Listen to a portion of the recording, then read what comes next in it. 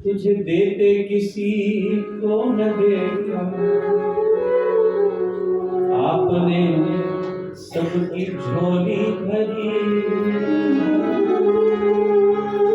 कमली वाले की महफिल सजी है, उनकी रहमत का झूमर सजा।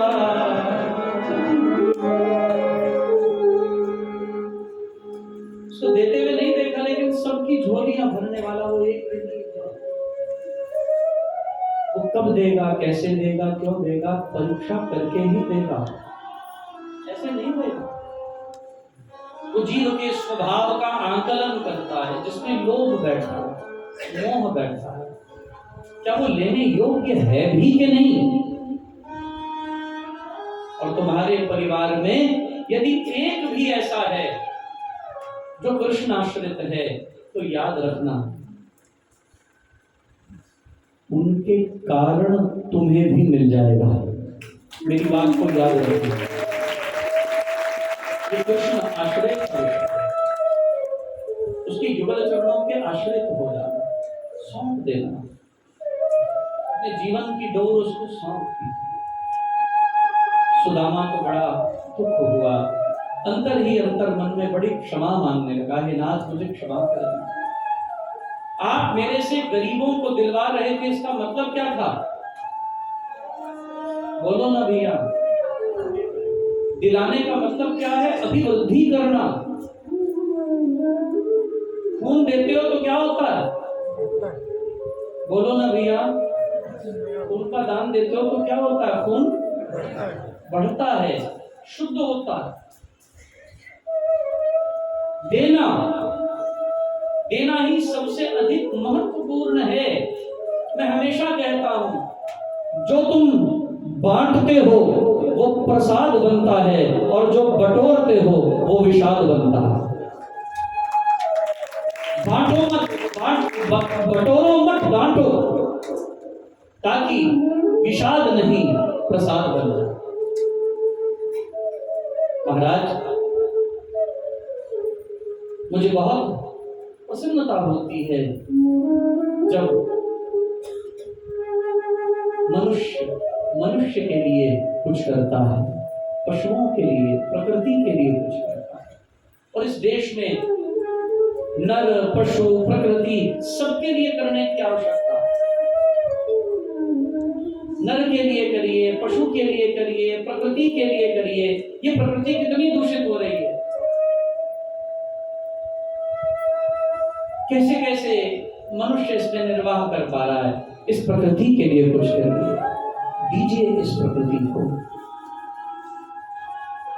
हम इससे इतना कुछ पाते हैं, जल वायु सब इसी से पा रहे हैं, इसको कुछ दीजिए महाराज, शुद्धता आने दीजिए। महाराज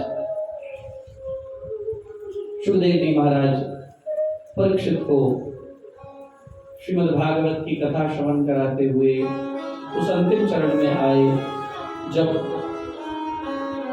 भगवान श्री कृष्ण के इस धराधाम से अवसान की गाथा सुखदेव जी के मुखारविंद से निसृत हुई।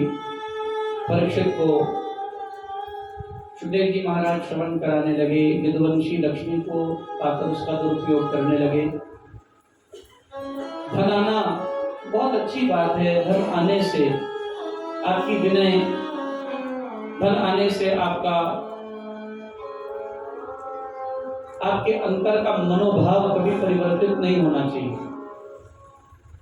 धन बहुत आनी जानी वस्तु है, लक्ष्मी कभी किसी का साथ नहीं देती कि जितनी आवश्यक है जीवन में प्राप्त करनी, उतना इसका एक महत्व समझना ही चंचला है। जब आप अष्टलक्ष्मी पूजन करते हैं दीपावली पर, तो आपसे एक नाम बुलवाया जाता है, ओम चपलायै नमः, आद्य लक्ष्मी नमः, भोग लक्ष्मी नमः, चपलायै नमः। ये चपल है, चंचल है, वृत्ति से स्थिर नहीं है, अस्थिर है। और विद्वानों ने तो इसको हाथ की मैल कह दिया। महाराज, ये धन यदि मनुष्य को उसकी मनुष्यता से पतित कर दे तो फिर इस धन का कोई महत्व नहीं है। धन रहे न रहे, आप में मनुष्यता रहनी चाहिए, इंसानियत रहनी चाहिए। और महाराज यदुवंशी धन को पाकर व्यसनी हो गए, दुरुपयोग करने लगे, दुर्व्यसनों के शिकार हो गए, जुआ खेलने लगे, मदिरा सेवन करने लगे, संत महात्माओं का अनादर करने लगे। भगवान श्री कृष्ण बलराम ने बड़ा समझाया यादव कुल के इन सभी यादव कुमारों को, परंतु नाकामयाब रहे और अंत में बलराम जी ये कहकर इनका पतन अवश्यम भावी है, बलदाऊ को छोड़कर निकल गए तीर्थ यात्रा करने के लिए कि मैं इनका विनाश देख नहीं पाऊंगा।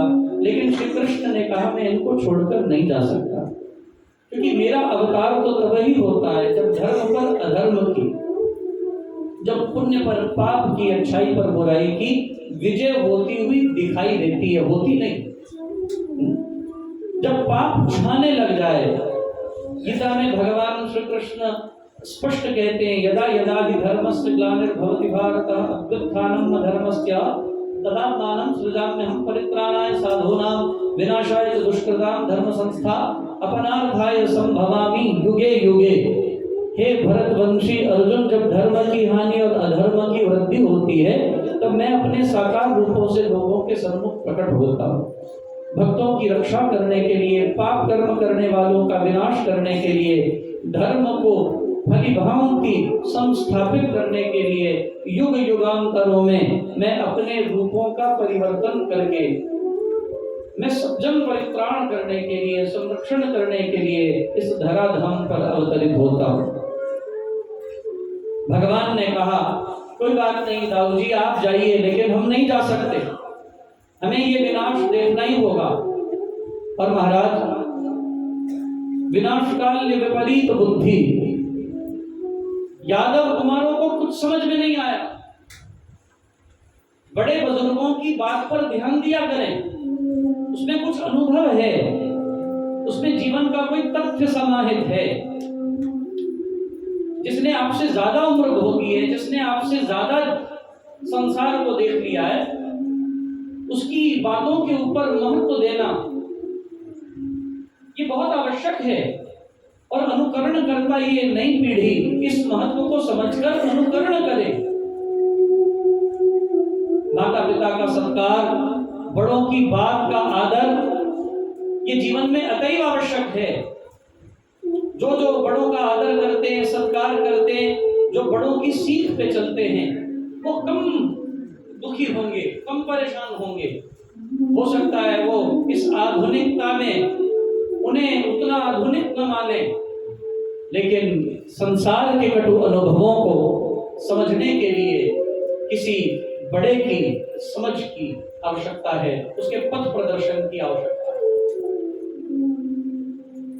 भैया, जब हरिद्वार में साधु सन्यासी वृद्ध हो जाते, जो अपनी गादी दे चुके हैं अपने उत्तराधिकारियों को, जिन्होंने अब कहीं आना जाना छोड़ दिया, तो मैं उनके पास जाकर बैठा करता, उनसे बात किया करता, उनसे शास्त्रीय मर्मों को समझा करता।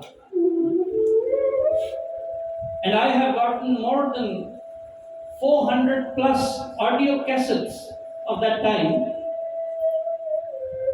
priceless sermons given by those elderly saints, those who were on the verge of their life.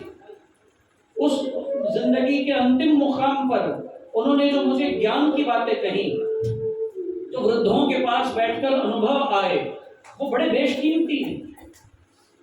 आप उन बेशकीमती अनुभवों को अपने जीवन में चरितार्थ कीजिए। जो बुजुर्ग होते हैं, कभी उनके पास जाके बैठ के शरणागत होके प्रणाम करके आदर सत्कार से उनसे उनका अनुभव पूछना। आप जिंदगी का अनुभव क्या मानते हैं, आप क्या चाहेंगे, हम किस चीज से बचें, किस चीज को अपनाएं। वो जो अनमोल शिक्षा आपकी झोली में डलेगी, वो जीवन का कल्याण कर देगी। मेरी बात हमेशा याद रखना, मैं इन चीजों को बहुत महत्व देता हूँ। बुजुर्गों से बात करो, बैठो उनके पास, उनसे सीखो। उनके अनुभव हैं, उन अनुभवों का लाभ लो। लेकिन जब कोई सुने ही नहीं, जब कोई माने ही नहीं और नकार दे, तिरस्कृत कर दे, यादवों ने यही किया। तिरस्कृत किया कृष्णवाणी को, बलराम वाणी को। और महाराज एक दिन तो एक संत का आगमन हुआ, संत भिक्षाटन के लिए आए और यादवों के यहाँ किसी मस्करे ने भेज दिया, बोले महाराज कहीं आपको सही भिक्षा मिलेगी तो ऐसे वैष्णवी यादव हैं उनके पास जाइए। और संत भी यादवों के यहाँ चले गए और वहां जाकर जब भिक्षा मांगने के लिए पहुंचे, भगवती भिक्षाम देही का नाद किया, तो शराब के नशे में धुत थे यादव कुमार। अंदर बैठे योजना बनाने लगे, आज सुबह से कोई मिला नहीं, आज किसी की खिल्ली नहीं उड़ाई, मजाक नहीं किया, आज किसी का अपमान नहीं हुआ। भगवान ने इसे सीधा हमारे द्वार पर हमारे लिए भेजा, चलो आज इसी के साथ कौतुक रचते। साम नाम का एक युवक था, उसका झूठा गर्भ बनाया और झूठा गर्भ बनाकर उसको ले गए शराब के नशे में झूलते डोलते। ये यादव जाकर संत को कहने लगे, हम आपको भिक्षा बाद में देंगे, पहले हमारे प्रश्नों का उत्तर दीजिए महाराज। संत भाव भंगिमाओं से, हाव भाव चिन्ह चक्र रेखा से समझ गए थे, उनको सब समझ में आ गया था कुछ गड़बड़ है।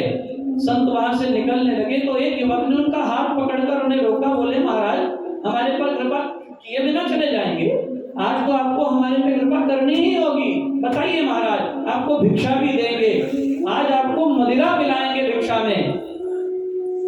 संत कहने लगे ये कैसे अपभ्रष्ट हैं, ये क्या बोल रहे हैं, इनको समझ नहीं आ रहा इस घटनाक्रम का नतीजा क्या होगा। बोले महाराज आपको भिक्षा में रोटी रोज मिलती है रोज, आज हम आपको आला मदिरा पिलाएंगे, हमें ये बताइए इसके पुत्र होगा या पुत्री। देखिए महाराज इसको गर्भ हो गया है, ये देखिए महाराज सांब को। संत कहने लगे अरे धूर्तो, तुम हमें बुद्धिहीन समझते हो, तुम एक युवक का झूठा गर्भ बनाकर हमसे पूछ रहे हो इसको पुत्र होगा पुत्री, तुम हमें भिक्षा में मदिरा पिलाओगे। जिस कुल में श्री कृष्ण संतों की झूठी पत्तल उठाते अश्वमेध यज्ञ में, तुम उन संतों को मदिरा पिलाओगे। तुम उन संतों से पूछते हो इस युवक को पुत्र होगा कि पुत्री। तुम्हें शर्म आनी चाहिए थी, जिस कुल में राम आए कृष्ण आए तुम उसको कलंकित कर रहे हो, दूषित कर रहे हो। तुम्हारी ये हास परिहास उपहास की सीमाओं का लंघन हो चुका है और ये तुम अगर आज लांघ गए तो हमेशा लांघते जाओ। फिर आज मैं नहीं, मेरे बाद आने वाले कितने ही संत अपमानित होंगे। इस अपमान की जड़ को मैं आज काट डालूंगा, इस अपमान की जड़ का आज मैं उन्मूलन करूंगा।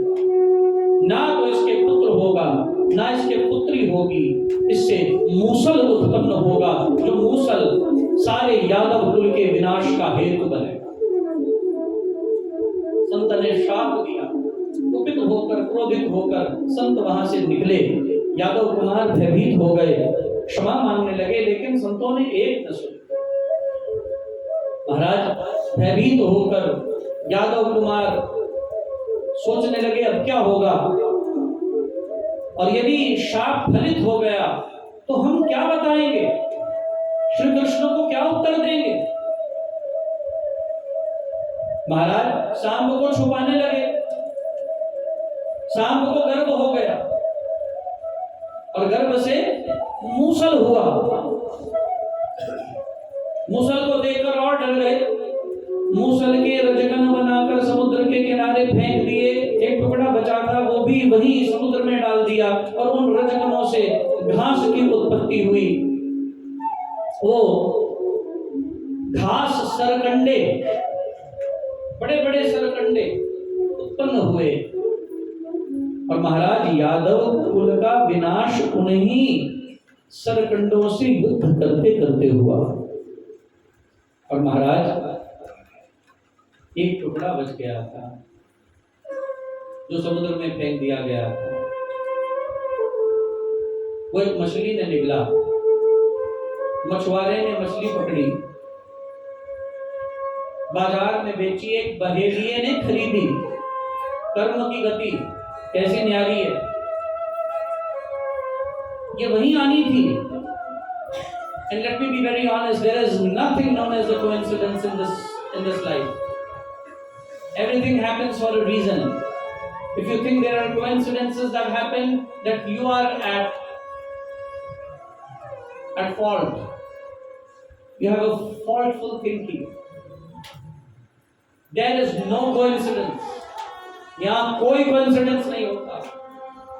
अनहोनी होवे नहीं, होनी हो सो होए। यहाँ कुछ अनहोना नहीं है। The whole universe is based on cause and effect.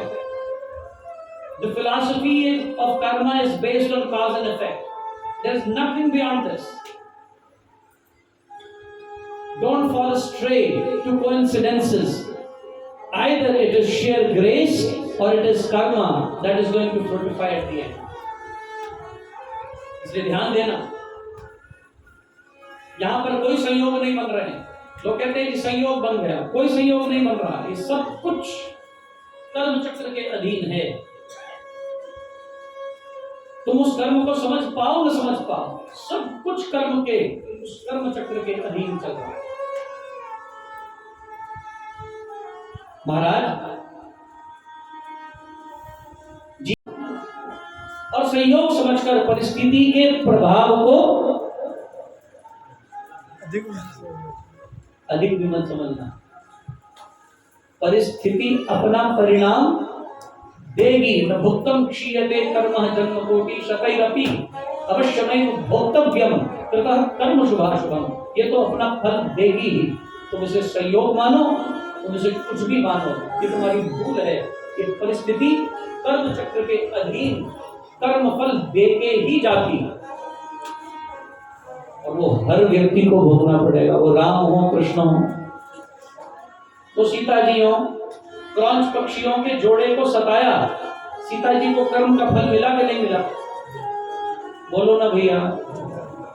Ravan के यहाँ कैद में रहना पड़ा, पराए पुरुष के पंजे पड़ी पुराने पापों से। कहूं किसको कहानी में, करुण क्रंदन करूं किस पे, कलेजा कांप जावेगा कर्ण कर क्रूरता किस पे। महाराज ने लिखा है वाल्मीकि रामायण में, ये पुराने कर्मों का प्रभाव तुम्हारे सामने आएगा। तुम इसे संयोग मानकर इसे हवा में उड़ा दो। नहीं भैया, ये गलती है। This is the fault of the thinking thought process. Do not get into this fault. इसको वैसे ही समझिए जैसा ये है। ये कर्म प्रभाव है। भगवान कृष्ण भी नहीं बचे, मैं और आप तो कहां खड़े हैं? भगवान कृष्ण स्वयं नहीं बचे, भगवान राम स्वयं नहीं बचे, मां सीता जी नहीं बची। कर्मों का देना, बोलो ना जी, देना पड़ेगा। वो सामने आएंगे और लेके जाएंगे, और जो नहीं देते, जो इस जन्म में अपने हिसाब किताब पूरे नहीं करते, बोले अगले जन्म में तुम्हारे यहाँ जो पुत्र पैदा होता है, जो तुम्हारे से सिर्फ लेता रहे लेता रहे लेता रहे, कोई सुख ना दे, एक ढेले टके का सुख ना दे, लेता रहे। कौन है वो? ऋणानुबंधी। शास्त्र में उसे ऋणानुबंधी पुत्र कहा है, जिसका तुम ऋण चुकता न कर पाए, वो वसूल करने के लिए तुम्हारे घर में पैदा हो। यहां नहीं बच सकते भैया, ये कर्म चक्र है। यहां पर बचने का कोई संविधान ही नहीं है। यहां तो करके भोगना ही पड़ेगा, चाहे जो कर लो। भागो ज्योतिषियों के पीछे, भागो, उनका भी कुछ लिया होगा, वो भी वसूल रहे हैं, देंगे वो भी कुछ नहीं। कान खोल के सुन लो, मेरा तो 36 का आंकड़ा। हम नहीं मानते ज्योतिष को,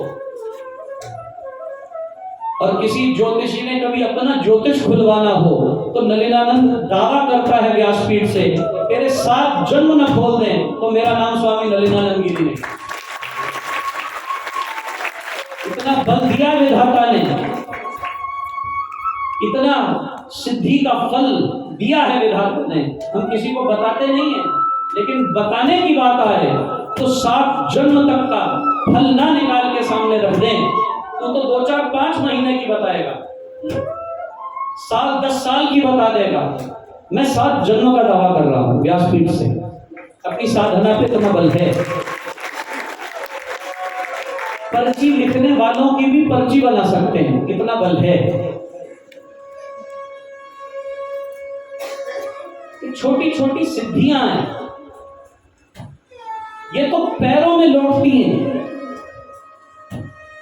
छोटे छोटे मंत्र सिद्ध करने से आ जाता। कर्ण पिशाचिनी सिद्धि का फल है लघु फल, अल्प। इनके पीछे नहीं भागना, तो नामाराधन करो, मोक्ष पाओ। कर्म चक्र को उसके नाम से धीरे धीरे समाप्त करो, हमें यही शिक्षा दी। लेकिन कभी किसी ने ललकार ना हो, दावा कर रहा हूं, व्यासपीठ पे बैठा हूं, भागवत जी की शरण में कोई ललकारे तो औकात दिखा सकते हैं,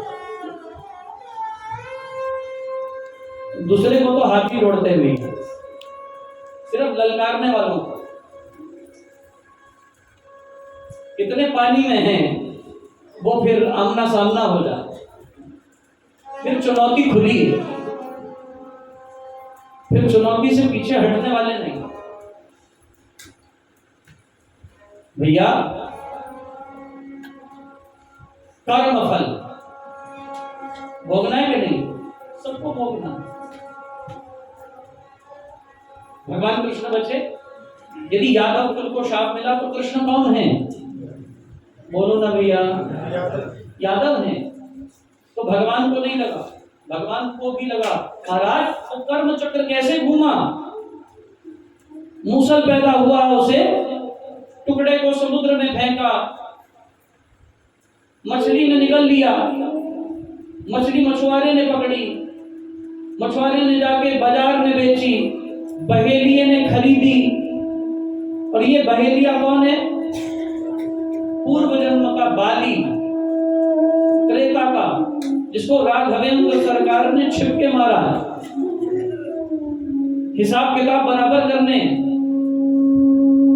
इस सृष्टि में हिसाब किताब बराबर किए बिना बात नहीं बनेगी भैया। साढ़े पंजाबी में कहते हैं लेखा, बोलो ना जी, मामती आदा। हिसाब तो माँ बेटी में भी होना चाहिए, हिसाब बराबर रखना चाहिए। हमारे आदरणीय चट्टी जी बैठे हैं, वे परिचित हैं हमारे श्री महेंद्र शर्मा जी से। मैं भरी सभा में नाम लेके बात कर रहा। महाराज, मैंने अपने जीवन में यदि हिसाब का सबक सीखा तो महेंद्र जी से सीखा। आपको परिचित, हिसाब हिसाब है भैया। हिसाब में कोई घटोतरी बढ़ोतरी नहीं होती, और कर्म के हिसाब में तो हो ही नहीं सकती, भूल जाइए। आपको पराये धन की 3 गति बता दूं, बड़े ध्यान से सुनना। हमारे यहाँ कहावत थी, दूसरे का धन आपके पास रह न जाए, किसी का हक आपके पास रह न जाए, और अगर रह गया तो उसकी 3 गतियां क्या हैं? पहली गति रोग बनेगा, बीमारी बनेगा। मैं शास्त्रीय बात कर रहा हूं, मैं कोई मन घड़त बात नहीं कर रहा। आपके पास किसी का हक रह गया जो आप दे न पाए, चुकता न कर पाए, क्या होगा? सबसे पहले रोग बनेगा। दूसरी गति, महाराज, आपकी संतान में दूषित संस्कारों की उत्पत्ति करेगा। संस्कार दूषित हो जाएगी, संतानें अपभ्रष्ट चरित्र की हो जाएंगी। धन की दूसरी गति, जो किसी के हक, मारे हुए हक पे आए, धर्म की ऐसे धन की तीसरी गति तुम्हारे अपनों को तुम्हारे से, बोलो ना भैया, दूर कर देगा। ये धर्म की तृतीय गति है, जब किसी का हक मार किया। इसलिए भैया धर्म धन इनमें प्रखर होना, धन से भी ज्यादा धर्म का हिसाब रखना, इसका धर्म का, धन से भी ज्यादा धर्म का हिसाब रखना। धर्म का हिसाब मतलब कर्म का हिसाब, कोई कर्म गलत ना हो, बुरा ना हो। और अगर मन में कहीं संदेह है, कहीं स्पष्टता का अभाव है, तो उस कर्म को वहीं छोड़ दें, उसको न करें, तभी बच सकते हो। इसलिए भगवान भगवत गीता में क्या कहते हैं? सर्वारंभ परित्यागी। शुरू होने से पहले जरा सा बुद्धि में आ गया ये सही नहीं जाएगा, गलत है तो छोड़ दो, जाने दो, मत करो। महाराज कोई नहीं बचा सकता, कोई काम नहीं आ सकता, यहां तो केवल कर्म ही करना पड़ेगा। लाख ज्योतिष कर लो,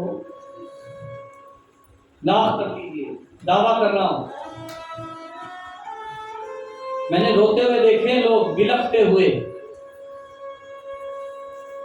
चीत्कार करते हैं। महाराज हमारे अमेरिका में वर्जीनिया में एक ब्राह्मण ने किसी से $70,000 लिए कि मृत्युंजय करके, मैं तो नाम लेके बोल दूंगा भैया, हमने पकड़ लेना जहां पकड़ना। और वैसे भी बता दूं, मैं पुलिस चैप्टन हूं और व्हाइट हाउस से एसोसिएटेड हूं। ऐसा केस सामने आया तो खाट खड़ी कर देंगे, न्याय तंत्र में हिला के रख देंगे।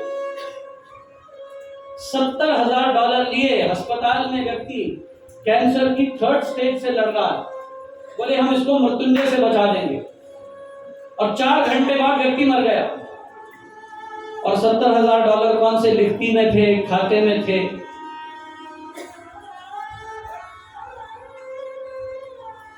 फिर जब लोग अच्छे से खा लें तो क्या मारते हैं?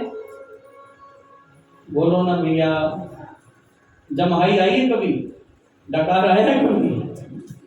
जब जम्हाई आ जाए, डकार आ जाए, बोले ये तो गया। और महाराज वो व्यक्ति आकर हमारे पास जार जार रोया, स्वामी जी क्या करें? हमने कहा फरसा उठा और परशुराम बन, और जाकर कलम कर दे। मैं खड़ा हूं पीछे, असली वाला कलम नहीं है। हम तन से जुदा नहीं करते, हम सिरों को तन से जुदा नहीं करते। रहिए, हम तो उस पंक्ति में खड़े हैं जहां कहते बटोगे तो, हम वहां खड़े हैं। हम सिर्फ तन से जुदा वाले नहीं हैं, हम वो बोलते हैं जो बटोगे तो कटोगे। हमारी निष्ठाएं वही हैं, इसलिए ध्यान देना। हमने कहा उसको अभी जाकर, और दिलवाए महाराज, 70 के 70,000 वापस दिलवाए, और नाक रगड़ के माफी मांगनी पड़ी उस धूर्त को। तो धोखा देते हैं लोगों को, छल करते हैं, भावनाओं के साथ भद्दा मजाक करते हैं, जो आपकी दुखती हुई रग से आपसे ढंग निचोड़कर आपसे आपकी भावनाओं का दोहन करते हैं। ऐसे लोगों से सावधान रहिए। याद रखिए, सबको देने वाला एक विधाता है, उस विधाता से बड़ा कोई नहीं है। जितना उसका दरबार मेरे लिए खुला है, उतना आपके लिए खुला है। झोली फैलाओ, सबकी बराबर भरता है, किसी के आगे झोली फैलाने की जरूरत नहीं। इसके आगे फैलाइए, किसी के आगे नहीं, किसी व्यक्ति के आगे नहीं, न स्वामी सत्यानंद जी के आगे, न प्रेमनाथ जी के आगे। हमें महाराज ने राम की राह दिखाई है। हम झोली फैलाएंगे तो अपने राम के आगे, किसी के आगे नहीं। हम ईश्वर के विश्वासी हैं, व्यक्तियों के विश्वासी नहीं हैं। हमारी ये सुनता, और जब ये सुनता है तो किसी दूसरे को सुनाने की आवश्यकता क्या? दूसरे को तो तब सुनाओ जब ये न सुनता, जब ये खुद ही सुनता है। मैं तो अपने जीवन का अनुभव कह रहा हूं, किसी के आगे नहीं, एक ईश्वर के आगे। और आप मेरी बात पल्ले बांध कर देखिए, हर वहम भरम, हर कुकृत्य से ऊपर उठ के अपने राम को प्रसन्न करना शुरू कर दीजिए। मेरा राम आपके पीछे नरसिंह बनकर न खड़ा हो जाए तो मेरा नाम स्वामी नहीं। हर पल रक्षा करेगा, हर जगह सहाय होगा। इस भारत युग के बड़े ज्योतिषाचार्य, नाम लेकर बात करूंगा, चंद्रा स्वामी। मेरा बड़ा घनिष्ठ संबंध था। सन 2000 में हमारे संन्यास आश्रम में सूरतगिरी बंगला कनखल में मेरे पूज्य संन्यास गुरुदेव के सन्मुख मेरे को उन्होंने कहा, आपके ऊपर मार्गेश ग्रह है। मार्गेश क्या करता है? या कोई अंग लेकर जाता है या मृत्यु होती है। तो भैया सावधान रहना। हमने कहा, स्वामी जी कब होने वाला? बोले 6 साल में। हमने कहा, हम आपको 7वें ही साल मिलेंगे, ठीक है? आपको 7वें साल नहीं मिलेंगे, आपने 6 साल की अवधि दी है ना। और महाराज अभी हाल तो ये है भैया, वो तो रुखसत हो गए हैं, हम तो अभी भी धरती पर बैठे हैं। हम उनको 7 साल बाद ही मिले। जब 7 साल बाद मिले तो मैंने कहा, स्वामी जी आपकी घोषणा, आपकी प्रेडिक्शन। तो मुझे पता है क्या बोले, भागवत भगवान साक्षी हैं, मैं इनकी सौगंध खा के वो शब्द दोहराता हूं। आपकी राम नाम की आराधना और आपके गुरु का साया इतना प्रबल है, मार्केश का पिता भी प्रकट हो जाए तो आपका कुछ बिगाड़ नहीं सकता।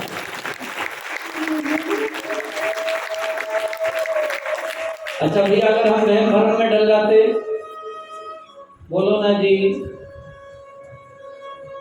तो हमें भेज गई छोड़ते, भेज गई छोड़ते भैया। ये तो इनकी कृपा है, ये तो इनका साया है सिर पर, जिसके सिर ऊपर तो स्वामी सो दुख कैसा पावे, बोल ना जाने माया मत माता, मरना चीतना आवे मेरे राम राये, तू संता का शांत तेरे तेरे सेवक को पाओ किछ नाही, जम नहीं आवे नेड़े, जम नहीं आवे नेड़े। वाणी के कुछ नहीं कोई बिगाड़ सकता, केवल अपने ईश्वर की शरण में रहो और कर्म ठीक करो, बस। कर्म गलत नहीं करना, धर्म का और धन का हिसाब सही रखना, कर्म गलत न हो जाए इस पे अपना ध्यान रखना। और कहीं लग रहा हो कर्म गलत हो रहा है, छोड़ दो, क्षमा मांग लो। माफी मांगने वाला कभी छोटा नहीं होता, याद रखना। माफी मांगने वाला हमेशा बड़ा रहता। क्षमा मांग लीजिए, गलत कर्म को त्याग दीजिए, तत्क्षण आपका कभी अमंगल नहीं होगा। और जब रामकृष्ण नहीं बचे तो कौन बचेगा? मैं आप बच जाएंगे। पाड़ो मुठियां, छुटाओ खिल्ला किल्ला, कर दो नदियां गंदियां, पहले ही बहुत साफ ने, ਤੁਸੀਂ ਹੋਰ बहाई जाओ नारियल, कपड़े, नारियल, खिल्ला किल्ला तिल्ला, तेल, दूध, पता नहीं की फंसी हुई है दुनिया वहमा करना। नहीं भैया, क्या पकड़ना है? राम, एक ही शब्द। राम नाम हो सदा सहायक, राम नाम सर्व सुखदायक, राम राम प्रभु राम की टेक, शरण शांति आश्रय है एक, बस ये एक आश्रय कीजिए, एक शब्द पकड़िए, राम। यही राधा माधव है, यही शिव शक्ति है, यही ऐम ह्रीम क्लीम है, यही मंत्र सर्व सिद्धिदायक मंत्र है राम। इसको पकड़ लो, सब इसमें आ गया। महाराज कहते हैं सर्वशक्ति मते, सारी शक्तियां इसमें आके बैठ गई। सर्वशक्ति मते परमात्मा ने श्री रामाय नमः। महाराज भगवान कृष्ण को पता था हिसाब चुकता करने, वो बहेलिये ने टुकड़े का मूसल के बाण बनाया और भगवान प्रभास क्षेत्र में आए। देवताओं ने आकर प्रार्थना की, प्रभु आपके बिना वैकुंठ सुनना है। भगवान ने कहा भी एक हिसाब चुकता करना है कि देखो वो हिसाब पूरा हो जाएगा तो हम अवश्य आएंगे। बोले आपको हिसाब चुकता करना है? बोले हाँ, हमें हिसाब चुकता करना है। हमने उस एक हिसाब की पूर्ति के लिए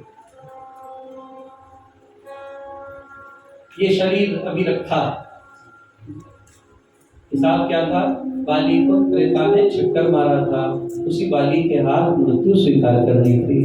सारा शरीर दुर्वासा के वरदान से वज्र का हो गया था, लेकिन पैर का तला कोमल था, उसी में प्राण थे और उसी में पद्म चमक रहा था। और भगवान प्रभास क्षेत्र में अपने पैरों को पसारे हुए बैठे थे और पैर के तले में पद्म चमक रहा था। और ये वही आखेटक आया, उसने बाण का संधान किया और भगवान के चरणों में जो पद्म था वो मृग की आंख की तरह चमक रहा था। और जैसे ही बाण का संधान किया, बाण छोड़ा, वो जाकर सीधा भगवान के पद में लगा और भगवान के प्राण पखेरु वो महाज्योति उस पुनीत शरीर से प्रस्फुटित हुई और सर्व लोकों को पार करके वैकुंठ गमन कर गई। भगवान का दिव्य ओज उनकी आभा प्रभा में समा गया। ज्योति ज्योत मिलाए ज्योत रल जा रहेंगे, प्रभु मोहे कब गल्ला रहेंगे। और तुम्हारी करोगे तो आस, प्रभु मोहे कब गल्ला रहेंगे। प्रभु कीजिए कृपा निधान, हम हर गुण गा रहेंगे। वो महाज्योति उस आभा प्रभा में लीन हो गई। सुखदेव जी महाराज परीक्षित को कथा श्रवण करा रहे हैं और कह रहे हैं, हे महाराज, आज 7वां दिन है जब भगवान कृष्ण का ये पावन पुनीत आभायुक्त देह नहीं बचा, तो आप में हम कैसे बच सकते? परीक्षित कहते हैं, नाथ आपने बड़ी कृपा की, आपने ये पावन पुनीत कथा सुनाकर मेरे हृदय से सारे भयों को उन्मूल कर दिया। कर दे भय भ्रम को उन्मूल, राम जाप रवि तेज समान, महामोहतम हरे अज्ञान, राम जाप दे आनंद महान, मिले उसे जिसे दे भगवान। आपने मेरे भयों को, मेरे भ्रमों को उन्मूल कर दिया है। अब तो अंदर कोई और इच्छा जिज्ञासा नहीं, कोई भय नहीं, कोई कष्ट नहीं, कोई पीड़ा नहीं। अब तो अंदर एक ही चीज गूंज रही है और वो है केवल और केवल कृष्ण कृष्ण कृष्ण कृष्ण कृष्ण। एक ही शब्द मेरे अंदर गूंज रहा है। एक बार सब मिलकर संकीर्तन करिएगा मेरे साथ।